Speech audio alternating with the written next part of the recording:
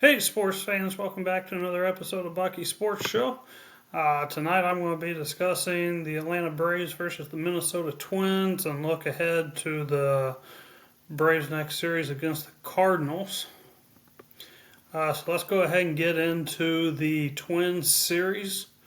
Game 1, Atlanta won 6-4. For the Twins, Chris Paddock was good for them. He went 5 innings, struck out 6, and only gave up 1 run. Bryce Elder, he was once again awful for Atlanta. Going 5 innings, giving up 4 runs, striking out 3, walking 3. He's just allowing way too many people to get on base. When your strikeout and walks are equal, that's just not a good night. Thankfully, the Braves bullpen was phenomenal. Allowing no runs, for that matter, not even allowing a base runner. Braves bats were able to come alive in the 8th when they put 5 runs up on the Twins bullpen. This was another game with Michael Harris II out of the leadoff spot. He was able to go 2 for 4 with 2 RBI. I know I've said in the past, but he's much better hitter out of the leadoff spot without that leadoff pressure on him. It really frees him up. Atlanta was just able there at the end of the game to put some runs up on the board there in the 8th with putting up 5.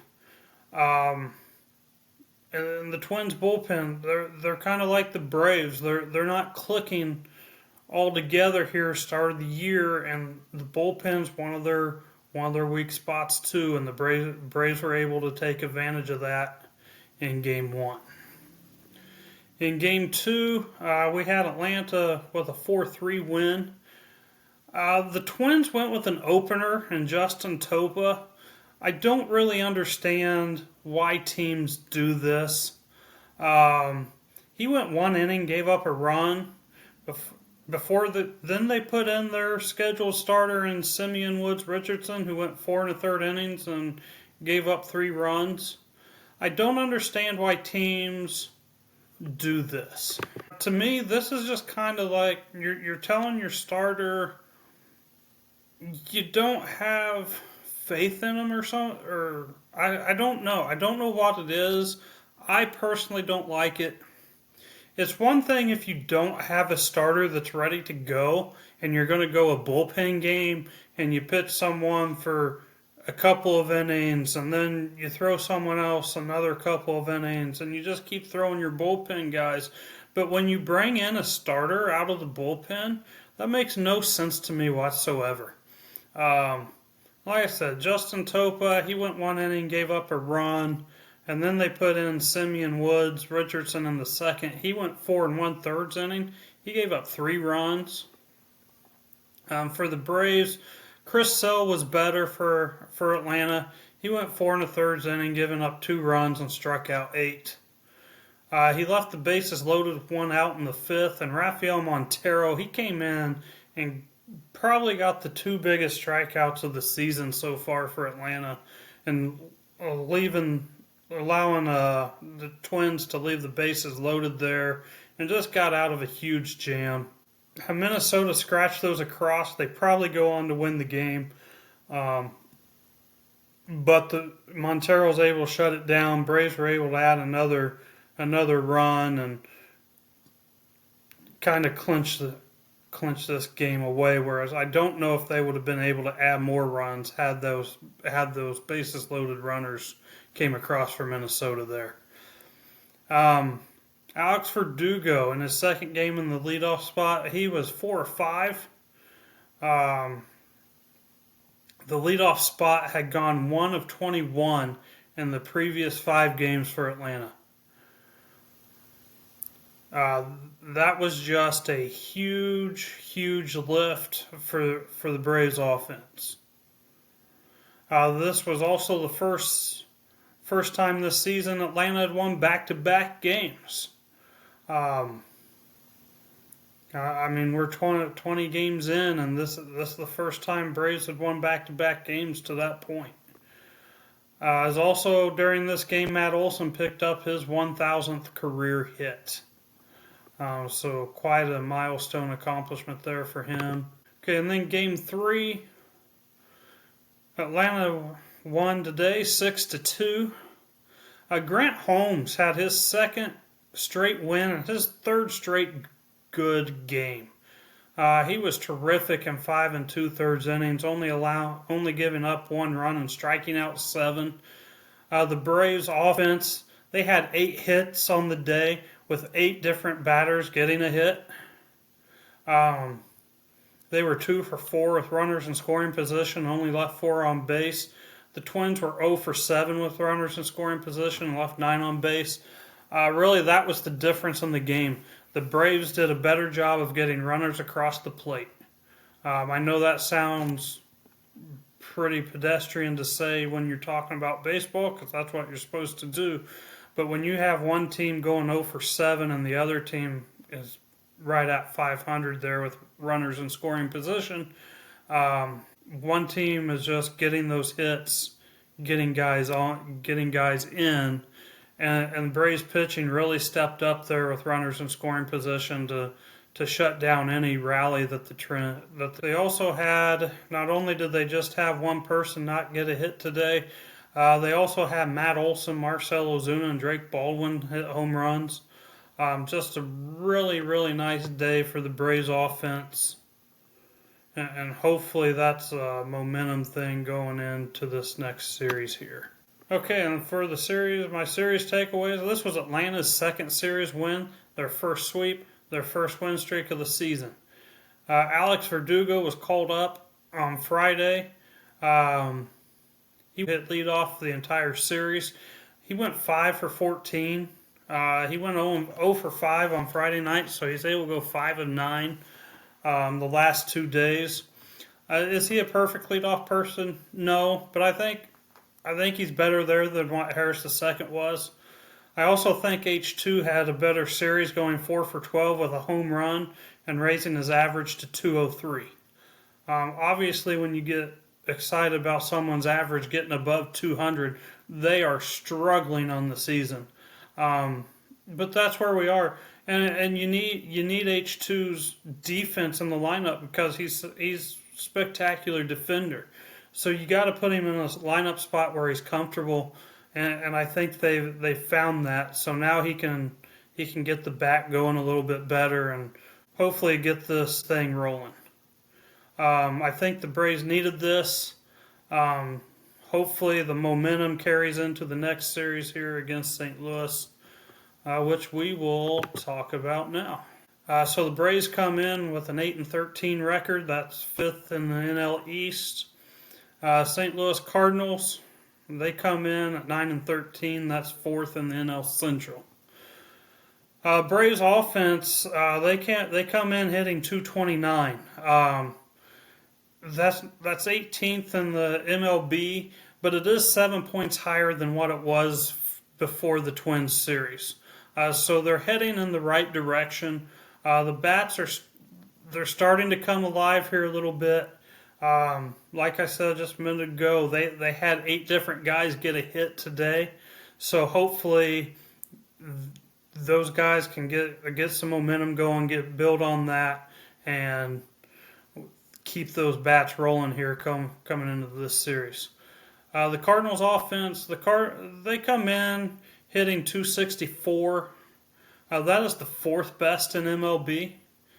Brendan Donovan leads the Cardinals hitting 361 with 13 RBI. Really, he is the catalyst for the Cardinals right now.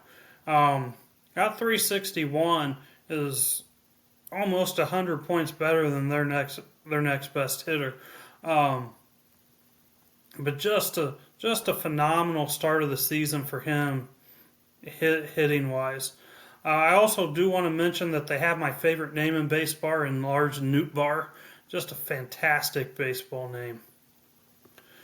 Let's get into the games here. Game 1's being played Monday, 7:15. Braves are pitching Spencer Schwellenbach. He comes in at 1-1 with a 2.55 ERA and 22 strikeouts. Schwellenbach has had one bad inning this season. He's been the Braves' most consistent pitcher so far. I really think he's going to be looking to get back on track coming off of that loss in Toronto. Being at home, I expect good things there. Cardinals are pitching Eric Fetty. He comes in at 1-2 with a 3.42 ERA and 10 strikeouts. Now, Fetty is a former National.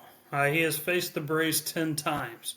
He is 0-6 with an 11.03 ERA against them. The Braves hitters, there's only one person that has a batting average below 250 against Fetty. I really, for this game, with the Braves' success against Fetty, actually 7 of them have averages over 300. One's in the 260 area, and the other one's down around 200. But the one down around 200, I believe it's Matt Olson. Last year was his first year with the Braves, so he hasn't seen him as much as the other Braves have. So he just doesn't have the at-bats against him. The Braves, who have seen him in the National League East before, are basically hitting 300 off of him or better. That is going to be a disaster for him, I think. And then with Schwellenbach trying to get back on track, I really think that the Braves have a major advantage in Game 1. Game 2 is Tuesday at 7:15. Braves are starting Spencer Strider. He comes in at 0-1 with a 3.60 ERA and 5 Ks. His only start was okay. He went 5 innings and gave up 2 runs. He just didn't get any run support from his offense. This could be another issue this start. Hopefully not. But I also expect Strider to be much better. He'll be back home. The home crowd's going to energize him. He was probably not happy with the way the outcome was at Toronto. So I really think he's going to be much better. Now the problem for the Braves is the Cardinals are pitching Steven Matz. And he comes in at 1-0 with a 2.16 ERA and 11 Ks. Matz is a former Met. That's someone else who has a history against the Braves. In 16 starts, Matz is 6-4 with a 3.63 ERA. He does have success against them. However, in his last 2 starts against them, he has given up 10 runs in 8 innings with 2 losses. So his history with them is good, but his recent history with them is not. So it'll be interesting to see how that plays out in this game. My game prediction for this one, I really think this will end up being in the hands of the bullpen. That will give Atlanta a slight edge. Their bullpen comes in with an ERA of 3.78 and 5 losses, to the Cardinals' 4.28 ERA and 5 losses. Strider's still coming back from his Tommy John surgery from last year. He's going to be on a pitch count, so the Braves are probably going to have to go their bullpen in the 5th or 6th inning, just like they did his last start.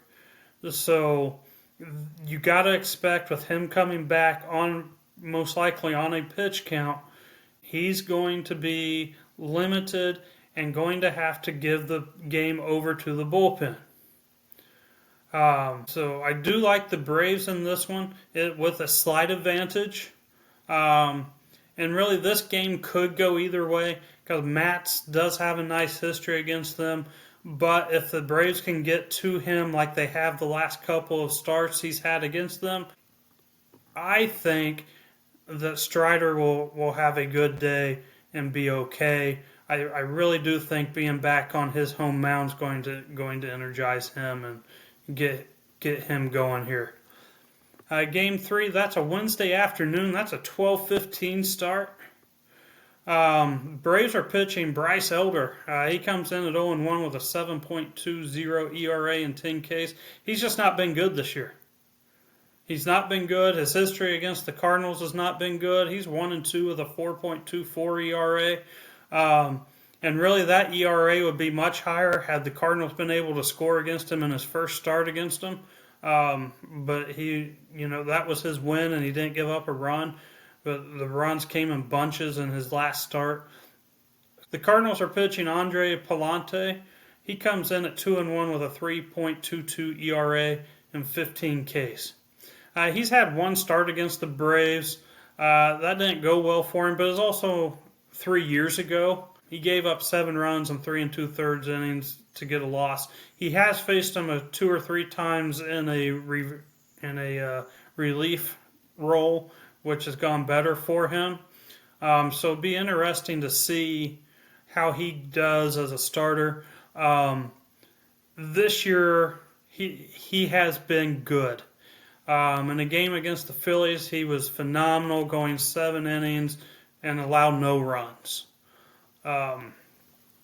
My game prediction here: this game goes to the Cardinals' advantage. Elder's just not been good. Palante has been good. Their short histories favor the opposing team. However, Elder's just been bad, and I'm not seeing improvement. I only see him getting worse. The Cardinals bats, they're 4th in the major league as of right now on their batting average. I just think with Bryce Elder, they're going to figure out ways to get on base. Now, with that being said, if the Braves bullpen comes in and the Braves can get to Palante, that's not saying that this game is completely out of reach for the Braves. It's just the offense and the bullpen are both going to have to be terrific on the same day, because Bryce Elder, he's not going to be good. You can tell just watching him, something's off, something's not right. Unless he got it fixed from his last outing, he's just not good.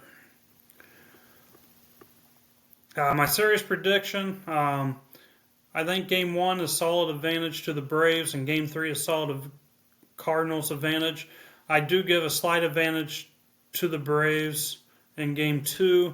Their bats picked up against Minnesota, and I think knowing who they are facing will keep the bats going. It's just a lot easier when you've seen someone a lot. Also there in Game 2, Strider coming back off of his Tommy John surgery. He'll be okay eventually, but it's going to be a slow start for him. So hopefully the home crowd gets him energized, gets him going, and we'll stay on track here. Just a little side note here, has nothing to do with this series, but or the previous one, just want to get this in. Ronald Acuna Jr. was cleared for all baseball activities, and he has begun his work to get back in the lineup. Right now it's looking like it's going to be the first half of May, as long as there are no setbacks, so that's an exciting thing there. Finally some good news coming from his injury front. Hopefully everything goes well and we see him back in Atlanta soon. With that, make sure you like, follow, subscribe, comment. If you have anything you want discussed, email me at buckysportsshow@gmail.com. Again, that's buckysportsshow@gmail.com. And we will see you Wednesday or Thursday for the recap and the preview of the next series. With that, enjoy the games and go Braves!